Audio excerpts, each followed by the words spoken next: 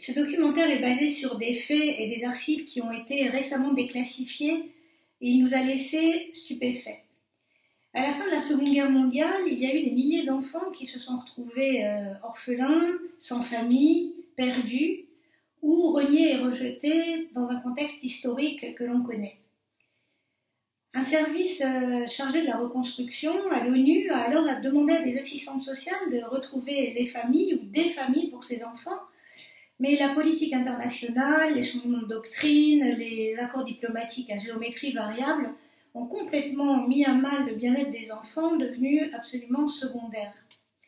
Ce que l'on apprend dans ce documentaire, c'est que pendant plus ou moins 7 ans, les enfants vont être ballottés par milliers, sans aucune considération pour leur intégrité psychique ou affective, par les différents pays alliés qui négociaient leur nombre et leur fonction au gré de tel ou tel contexte. Cette période de chaos est en réalité un véritable cauchemar pour les enfants qui passent d'un pays à un autre à travers l'Europe, d'une famille à une autre, ou sont placés en institution et vice-versa, les enfants devenant la variable d'ajustement des politiques.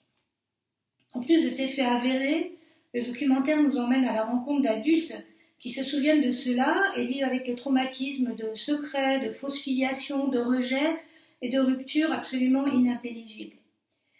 Ce documentaire jette une lumière glaçante sur les épreuves que traversent aujourd'hui les enfants d'Ukraine enlevés, en précisant que ce travail a été réalisé avant l'agression russe, et nous avons bien sûr une pensée pour tous les enfants frappés par les guerres. C'est un documentaire qui est rare par son sujet, qui est présenté de façon très claire malgré sa complexité. Il m'a particulièrement touchée, mais c'est un prix à l'unanimité que le jury d'Enfance Majuscule a souhaité lui décerner.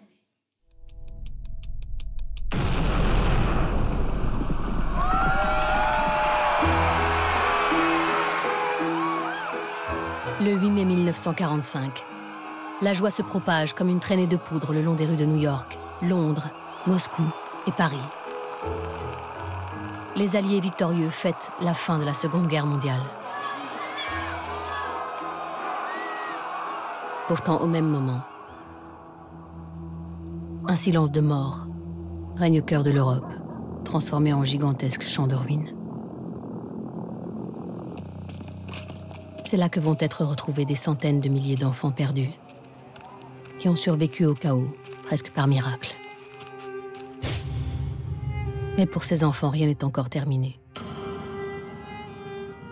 Et leur cauchemar va même se poursuivre pendant plusieurs années. Pour nous, la guerre n'était pas terminée. On savait qu'il faudrait à nouveau s'enfuir. On a tous dû grandir très vite. On n'avait pas le choix, c'était une question de survie. Ces enfants perdus vont devenir les premières victimes de l'après-guerre. Certains devront fuir l'Europe pour survivre, quand d'autres seront des milliers à être à nouveau déplacés, arrachés à leur famille d'adoption ou volés par des pays qui ont un besoin vital de se repeupler. Beaucoup ne découvriront leur véritable identité que bien des années plus tard. Une fois à la retraite, je suis allé fouiller mon passé. J'ai consulté au moins 15 centres d'archives différents. Il fallait que je sache. Quand j'ai découvert cette histoire-là, alors là, c'est vrai que ça a été un gros choc. Pour moi, c'est très important de connaître sa vraie histoire, pas celle qu'on nous a lancée à la figure, d'où on vient.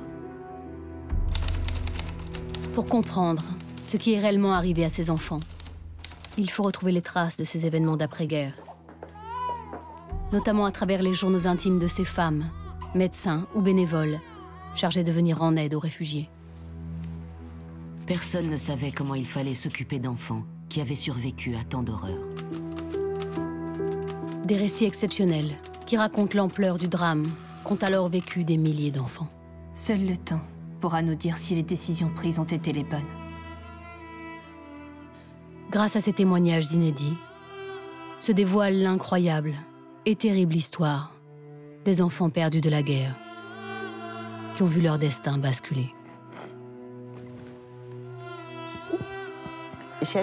J'aurais vraiment aimé recevoir des excuses pour ce qu'on a enduré. Pas seulement pour moi, mais aussi pour tous les autres.